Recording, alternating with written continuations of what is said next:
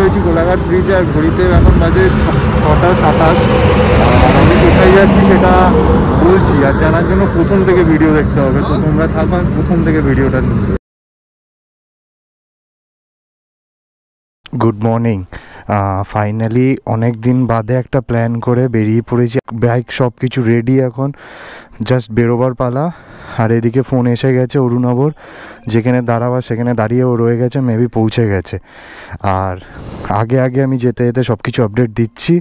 তো আপাতত bike start করার পালা। এদিকে দীপানিতাও রেডি হয়ে গেছে, জুতো পরে বেরোচ্ছে, আর আমরা তো বেরোবো। বেসিক্যালি প্ল্যানটা হঠাৎ করে হয়েছে। প্ল্যান করে একটা ঘুরতে যাওয়ার আনপ্ল্যান ব্যাপারটার মধ্যে অনেক ডিফারেন্স থাকে।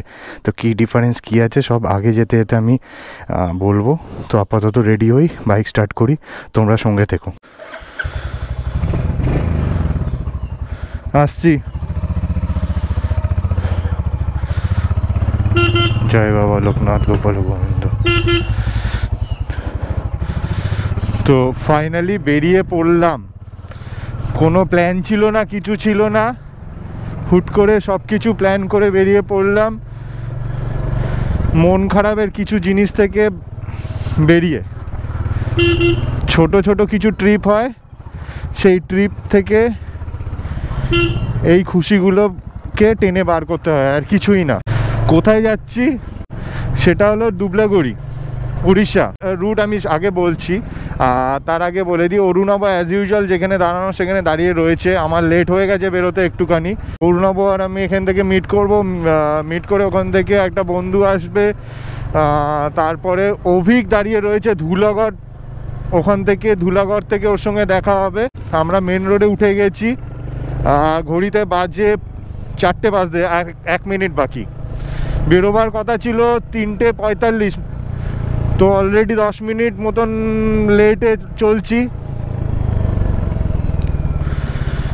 অরুণাব দাঁড়িয়ে রয়েছে।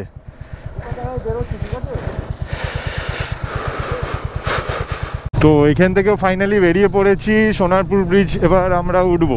রাজপুরে যাবি তো?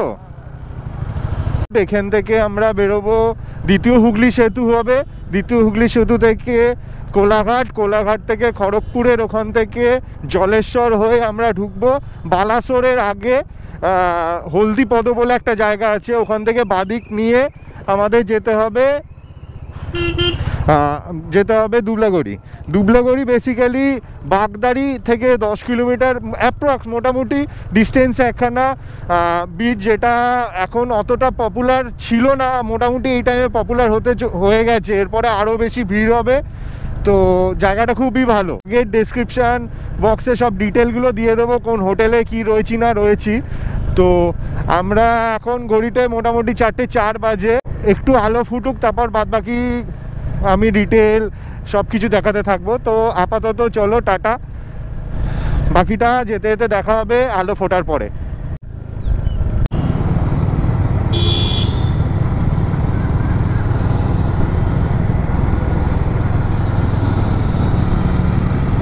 লাস্ট টাইমে জয়পুর যাওয়ার সময় এই সামনেটায় বৃষ্টির মধ্যে আটকে গেছিলাম প্রায়, মনে আছে?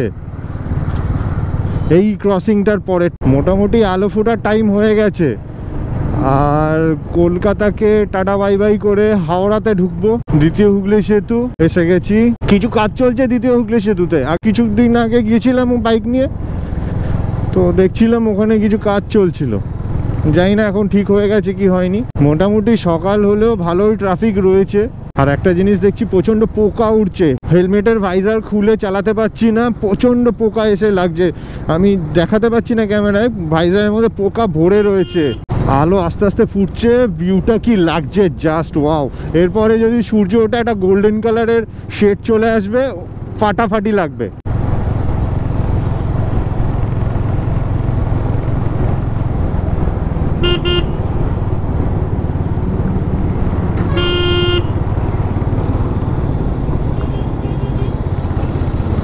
হ্যাঁ, কাজ মিটে গেছে। দ্বিতীয় হুগলি সেতু একটা দারুণ দুর্ধর্ষ লাগে আমার, ফাটাফাটি লাগে। যতবার এখান দিয়ে যাই ঘুরতে যাওয়ার, মানে এমনিও গেলে মনে হয় যেন মন ভালো হয়ে যাচ্ছে, এতটাই সুন্দর দেখতে। মানে সবসময় মনে হয় যেন ঘুরতে যাচ্ছি এখান থেকে। সকাল সকাল প্রচুর ট্রাক।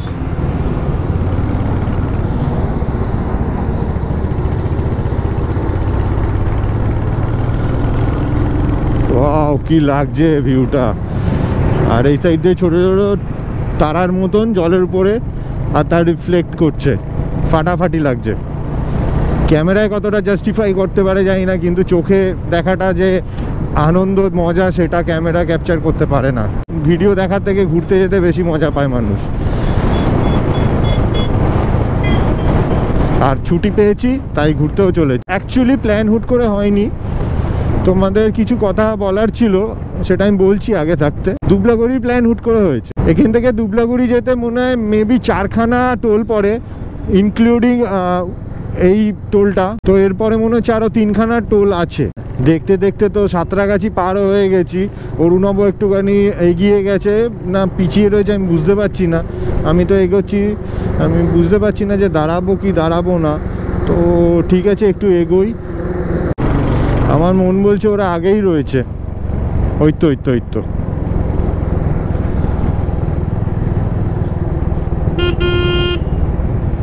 মোটামুটি সাঁতরাগাছি টাতরাগাছি সব কিছু ক্রস করে চলে এসেছি। কোলাঘাট সোজা মোটামুটি আসছে। ওপাশ থেকে আমি ভুল একটা রাস্তা নিয়ে নিচ্ছিলাম, একটু হলে চলে যেতাম অন্যদিকে। ভালো আছিস? ভালো আছিস? গুরুদম্বা, আমাদের গুরুদম্বা চলে যেতে পারতাম।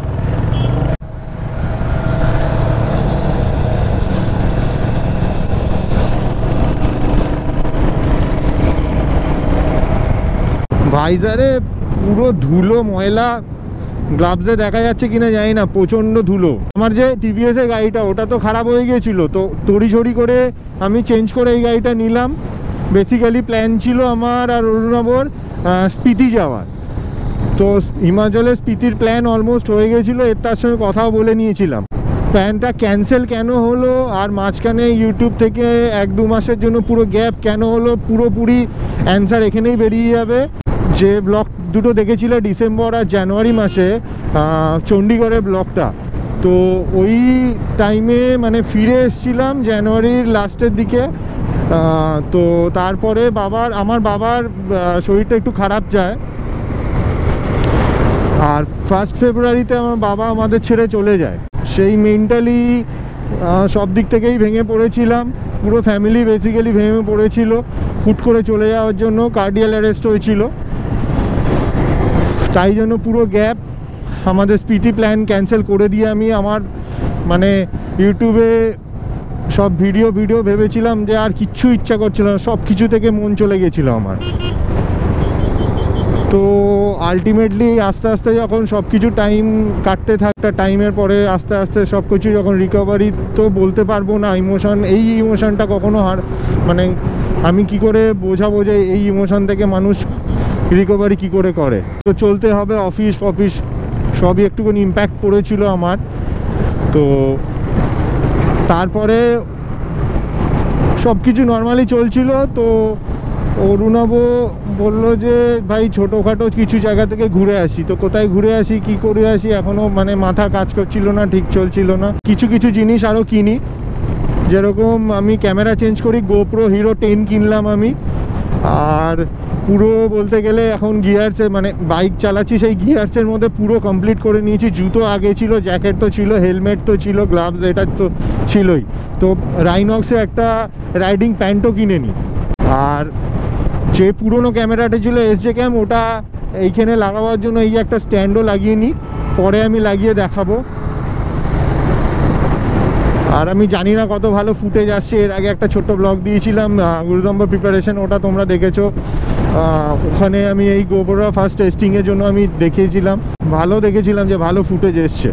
তো এখন লংয়ে যাচ্ছি, দুবলাগড়ি যাচ্ছি, এটাই আর কি।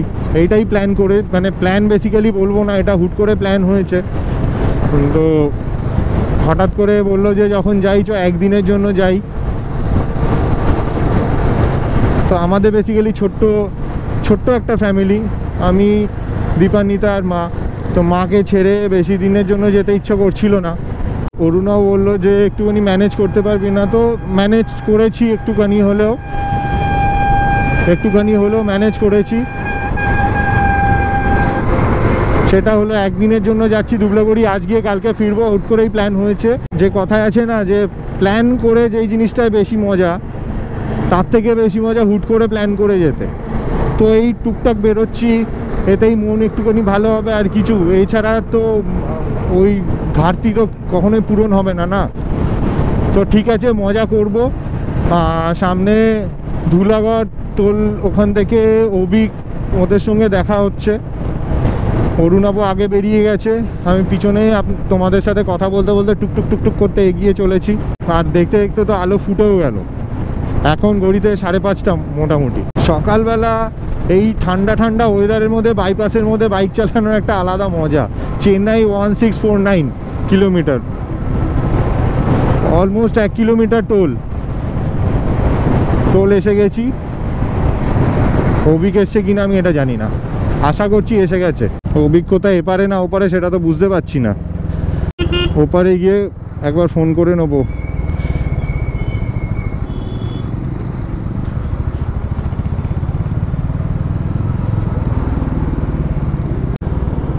এই তো অভিক দাঁড়িয়ে রয়েছে আর আমরা চলে এসেছি মুখে সিগারেট নিয়ে।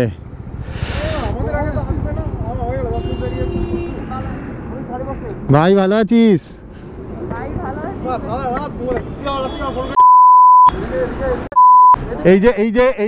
এই যে গালাগালগুলো দিচ্ছিস এখানে কিন্তু হচ্ছে, আমি কিন্তু দিয়ে দেবো, তোর বাবা মাকে পাঠিয়ে দেবো।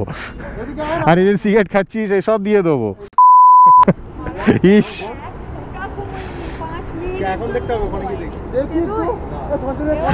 বন্ধুরা থাকলে তো একটু মজা হবে। অভিক তো এসে গেছে, আর অভিক আর অরুণাব ওরা পিছন দিকে রয়েছে, আমি এগিয়ে রয়েছি। আর এরকম ঠান্ডা ঠান্ডা ওয়েদার, দারুণ ওয়েদার লাগছে, হেভি লাগছে বাইক চালাতে। এখানে আমি দেখতে পাচ্ছি আয়নাতে পিছনে পিছনে রয়েছে সব।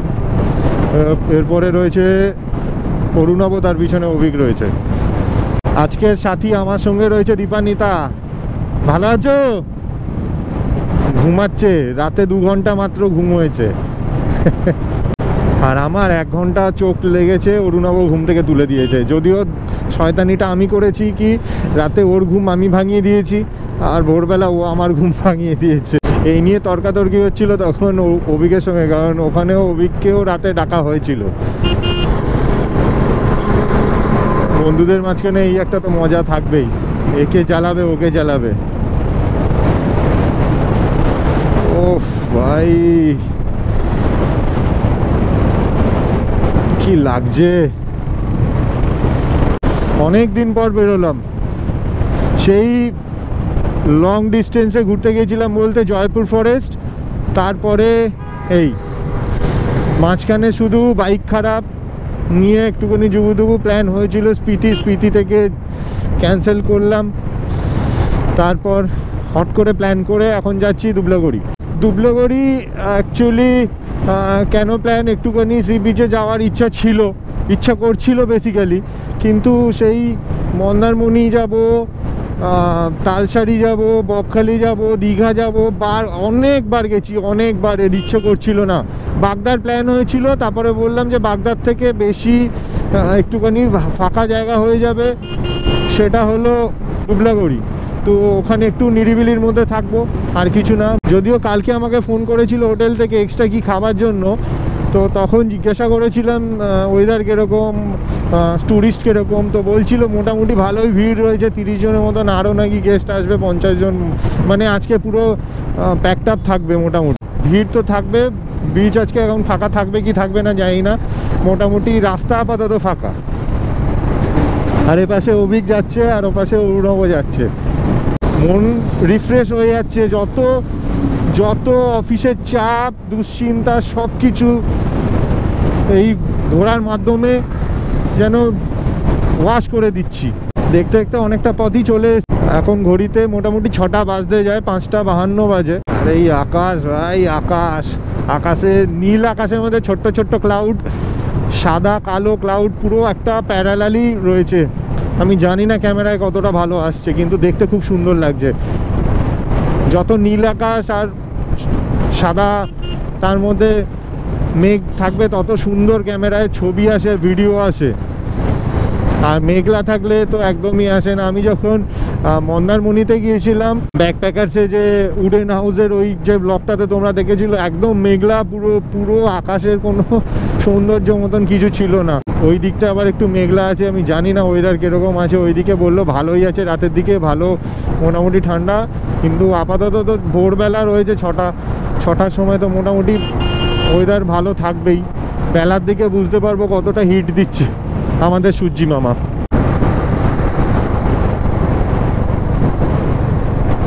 উলুবেড়িয়ায় মোটামুটি ঢুকে গেছি। উলুবেড়িয়া 0 কিলোমিটার। আমাদের ওখানে কলকাতা কফি হাউস আছে, এটা কফি হাউস ক্লাসিক। আর এইদিকে ভুটভাট করে গাড়ি ঘুরিয়ে দিচ্ছে। মোটামুটি অনেকেই ঘুরতে যাচ্ছে আজকে, আমি দেখতে পেলাম। মানে বেসিক্যালি দ্বিতীয় হুগলি সেতু ক্রস করার পরে বেশি আমি দেখতে পেয়েছি। সোনারপুর থেকে দুবলাগড়ি মোটামুটি দেখলাম 290-এর আশেপাশে কিলোমিটার পড়বে অ্যাপ্রক্স। আর অ্যাপ্রক্স টাইম মোটামুটি দেখেছিলাম 5 থেকে 5.5 ঘন্টা। সেটা হয়তো মানে টাইম ওয়েস্ট, খাওয়া দাওয়া, রেস্ট নিয়ে যেতে 6-6.5 ঘন্টা, ম্যাক্স টু ম্যাক্স 7 ঘন্টা ধরে নিলাম। তারপর ওখানে যাব, গিয়ে মস্তি হবে, ওয়েলকাম ড্রিঙ্কস দেবে ডাব, দুপুরবেলা খাওয়ার সব কিছু ডিটেলগুলো আমি শেয়ার করে দেবো আগে থাকতে, তোমরা সঙ্গে থেকো। আর ওদের মানে একটা জঙ্গলের মধ্যে বেসিক্যালি রিসোর্টটা হয়। বাগনান 7 কিলোমিটার। বাগনান একবার না দুবার এসেছিলাম অফিসের কাজে, বাট ট্রেনে করে। এই সিনটা খুব রেয়ার। এখান দিয়ে যাচ্ছে আর ওপাশ থেকে ট্রেন ঢুকছে। আরে দেখো কি, আমি ক্যামেরায় কতটা আসছি আমি জানি না, কি লাগছে ভাই। ওফ, আমি বাইকটা দাঁড় করাতে বাধ্য হলাম।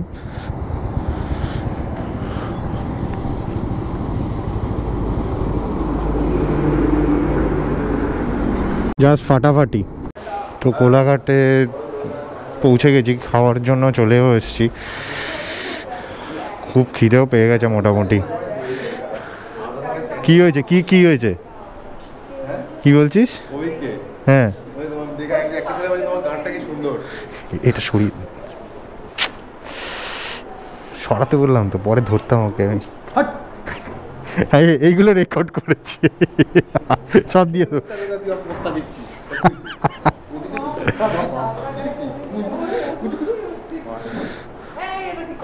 কি করলাম আজ? আপাতত খুলে বস না, এটা না খুলে বসবো না।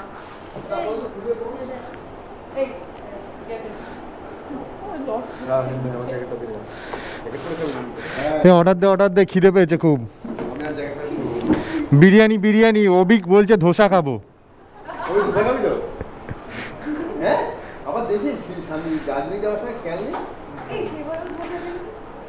ও ধোসা ফেভারিট না?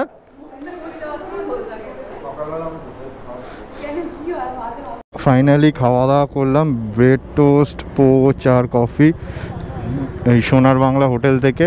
তো আবার রেডি হচ্ছি আমরা আমাদের ডেস্টিনেশনে যাওয়ার জন্য। সবাই অলমোস্ট রেডি। পবিক শুধু হেলমেট পরবে, আবার বেরিয়ে যাবো। পুরো পেট পুড়ে খেয়ে নিয়েছি মোটামুটি। তো খাওয়া দাওয়া করে বেরিয়ে গেলাম ফাইনালি কোলাঘাট থেকে। এবার যাব টানা, মাঝখানে একটা ছোট্ট ব্রেক নিতে পারি। পুরো ঘামিয়ে গেছি এত কিছু পরে, রোদের মধ্যে। রোদটা উঠেছে, রাইডিং এসব পরে তো গরম একটু লাগে যখন দাঁড়াই। আর ক্যামেরাটা এখন এখানে লাগিয়ে নিয়েছি, জানি না কত ভালো সেট আপ হয়েছে। অন করার সময় একটু নড়ে গেছিল।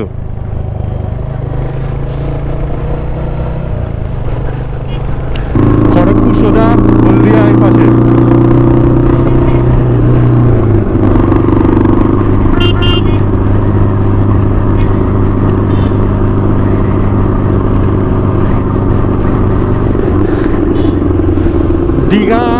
দীঘা সব এই দিক যেতে হলে এই দিক থেকে বেরোতে হবে, আর সোজা খড়গপুর। এবার সোজা যে পুরো রাস্তা মোটামুটি সোজা রয়েছে। হলদিপদ বলে একটা মোড় আছে, ওখান থেকে বাদিক নিতে হবে আমাদের। ওই মোড়টা ঠিক জানা নেই, বাট মাথায় রাখতে হবে কোথায় পড়বে, একটু খেয়াল রাখতে হবে সাইনবোর্ডের দিকে। একটা সাইনবোর্ড মেবি আছে, গুগল ম্যাপে দেখলাম মোটামুটি 184 কিলোমিটার মতন, 3.5 ঘন্টা মতন আর লাগতে পারে। এবার যতটা তাড়াতাড়ি যেতে পারি। দেউলটিয়া 2 কিলোমিটার। দেউলটিয়া একটা ঘোরার জায়গা রয়েছে ছোটোখাটো, বাট কখনো যাইনি সেরকম। আমি একবার অফিসের পিকনিকে গিয়েছিলাম। থেকে মোটামুটি 84 কিলোমিটার পার হয়ে আমরা চলে এসেছি। এখনও অনেকটাই রাস্তা রয়েছে, 50%ও হয়নি। তো নো ওয়ারিস, তাড়াতাড়ি পৌঁছে যাবো। যত তাড়াতাড়ি পৌঁছে যাবো ওখানটা অনেকটা ভালো করে এনজয় করতে বেশি পারবো, কারণ বেশি দিনের জন্য তো যাচ্ছি না। আজ যাচ্ছি, কালকে ফিরে আসবো। তো আশা করি যে তাড়াতাড়ি যদি পৌঁছে যাই তো সারা দিনটা মোটামুটি পেয়ে যাব, সন্ধে পেয়ে যাব। কালকে সকালে আবার বেরিয়ে যাওয়ার, বাড়ি আসার তাড়া থাকবে। তো সেই হিসেবেই প্ল্যানিংটাও করেছি, দেখি যত তাড়াতাড়ি সম্ভব পৌঁছাতে পারি। যখন শিলিগুড়ি গিয়েছিলাম, মানে গুরুদাম্বারে আমাদের যে ট্রিপটা ছিল, সকালবেলা সেম জিনিস হয়েছিল। রাত জাগা 12টার সময় তো বেরিয়েছিলাম। তো তখন ওই সেম প্রবলেম হয়েছিল কি, সকালবেলা ব্রেকফাস্ট যখন করেছিলাম মালদাতে গিয়ে, তখন ওই পেটে খাবার পড়ার পরে একটা চোখে টান পড়ে।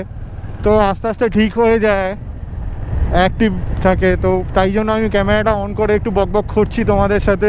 তো করলে ব্যাপারটা কি, অ্যাক্টিভ থাকা যায় শরীর, যতটা অ্যাক্টিভ করা যায় শরীরকে। আমার একটা ছোটো তো টোটকা রয়েছে, সেটা হলো কি চুইংগাম চেবানো। তো চুইংগাম চেবালেও মুখ অ্যাক্টিভ থাকে, যার ফলে আমিও মোটামুটি ঠিকঠাক থাকি। তো হাইওয়ে তো সোজা, চুপচাপ কিছু করার দরকার থাকে না, শুধু যায় গাড়ি আর যায়। ও রাস্তাটা পুরো ফাঁকা, কিচ্ছু নেই। ওই পাশ থেকে গাছ পড়েছে, পুরো সুন্দর একটা মাখন রাস্তা। এই না হলে এইরকম রাস্তায় বাইক চালাতে যা মজা, যারা চালায়, যারা চালাচ্ছে তারাই একমাত্র ফিল করতে পারবে। সব ক্লান্তি সব কিছু মিটে যায় এরকম একটা রাস্তায় যখন বাইক চালাই। এই পাশে একটু মোটামুটি মনে হয় রাস্তাটা ফাঁকা পাবো, ট্রাক আর নর্মাল টুকটাক গাড়ি। কারণ হচ্ছে দীঘার রাস্তাটা ওইদিকে, আজকে দীঘা মন্দারমণি বিশাল ক্রাউড হবে। যদিও দেউলটি ওই সাইডে ক্রাউড হবেই, বাট এপাশে থেকে ও পাশে বেশি ক্রাউড হবে। রায়পুর 867, ঘাটাল 38, পাঁশকুড়া 8 কিলোমিটার।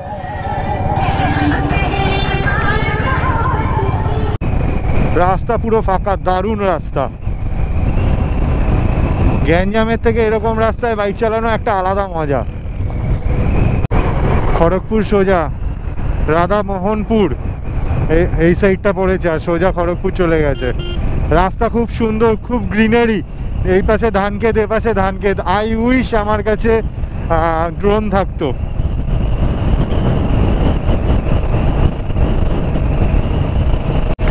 আর মোটামুটি 150 কিলোমিটার মতন দেখলাম ম্যাপে রয়েছে।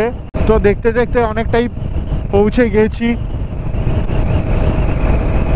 Almost half. আরে ভাই সোজা বাস আসছে।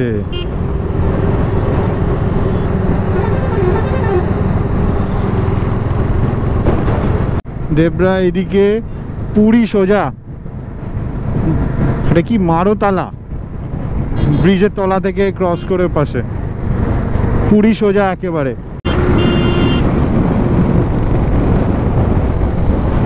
অর্ণব ওয়েট করছিল।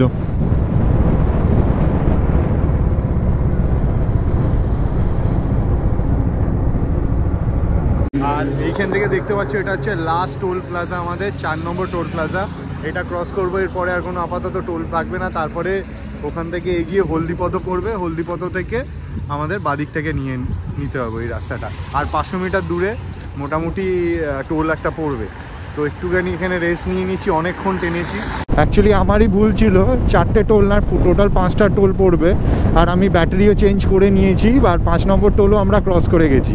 তো আজকে একটা জিনিস মানে আমার সঙ্গে ঘটলো, যেটা হচ্ছে যখন তোমরা বাইক হাইওয়েতে চালাবে, হেলমেটের ভাইজার অথবা চোখে সানগ্লাস দিনের বেলা তো ইউজ করার চেষ্টা করবে। আমারও ছিল, আমি তাই বেঁচে গেছি। একটা এরকম সাইজে ইট এসে সোজা আমার কীভাবে ঢুকে গিয়ে ঠোঁটে এসে লেগেছে।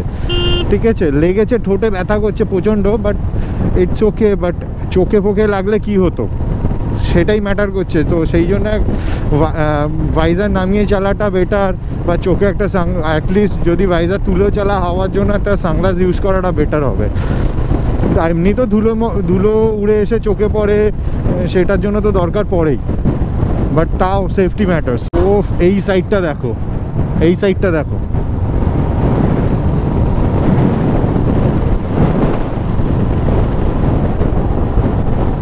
পুরো গ্রিনারি। ও কি ফাটাফাটি লাগছে।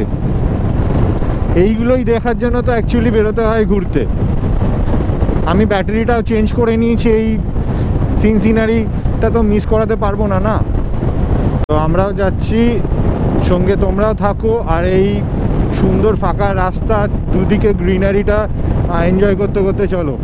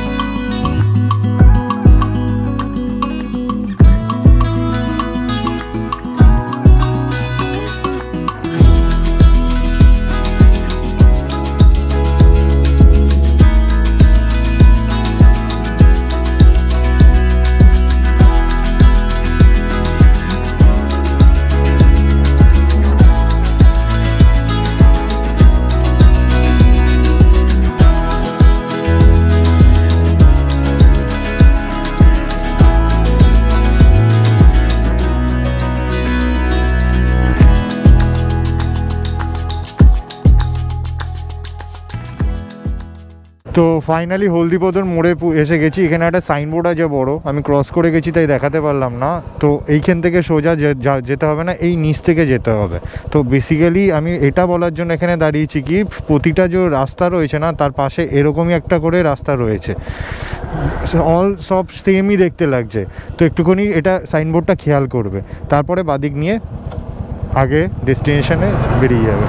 তো আপাতত এই রাস্তায় ঢুকে গেলাম, বেশিক্ষণ আর না। এবার ভিতরের রাস্তা দিয়ে সিনসিনারি দেখতে দেখতে যাব।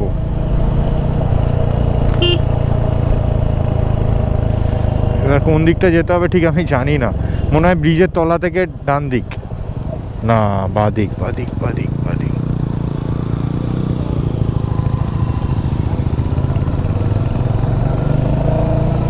শিওর এই দিকটা তো, শিওর এই দিকটা? আরে না, ওখানে দাঁড়িয়ে দাঁড়িয়ে ওই বোর্ডের সামনে একটু কথা বলছিলাম লগে। হ্যাঁ না না, এবার তো এই সুন্দর একটা গ্রাম্য পরিবেশ, জঙ্গল পরিবেশ, কি পরিবেশ আমি বলতে পারবো না, এখান থেকে যাচ্ছি। হাইওয়ে আমরা ছেড়ে দিয়েছি, এবার ভিতরের রাস্তা।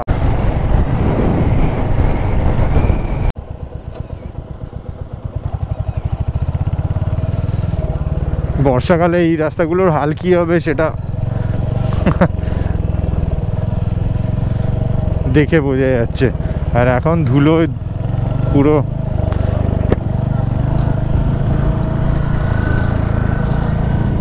গরম ভালোই রয়েছে, লু যেরকম হয় না একটা গরম লু, সেরকম লাগছে পুরো, হঠাৎ হঠাৎ করে হাওয়ার সঙ্গে এসে লাগছে। আর এপাশে ছোট ছোট জায়গা, এগুলোতে মাছ চাষ করা হয় বেসিক্যালি।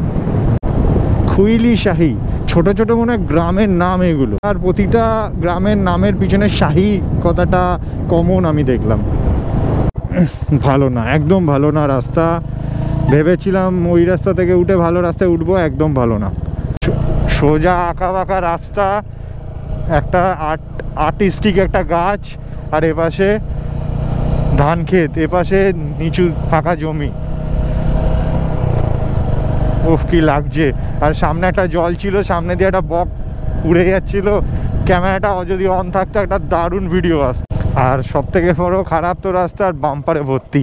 একটু আগে যেটার ভয় পাচ্ছিলাম, যেটা আমি বলছিলাম একদম বাম্পার নেই, সেইটা এখানে এসে পেয়ে গেলাম। একটু পার হয়ে একটা করে বাম্পার, এই দেখো আর একটা বাম্পার, যদিও ভাঙা সাইড বেরিয়ে গেলাম।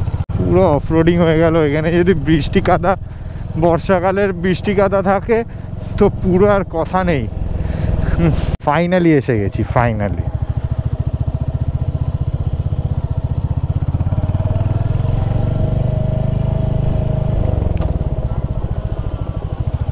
বক উড়ছে, আর আমরা ঢুকছি ocean bridge retreat, true paradise on earth. ওকে,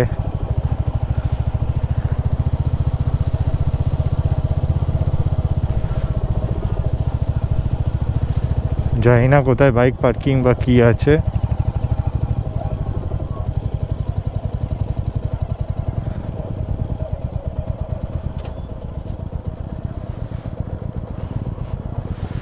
না,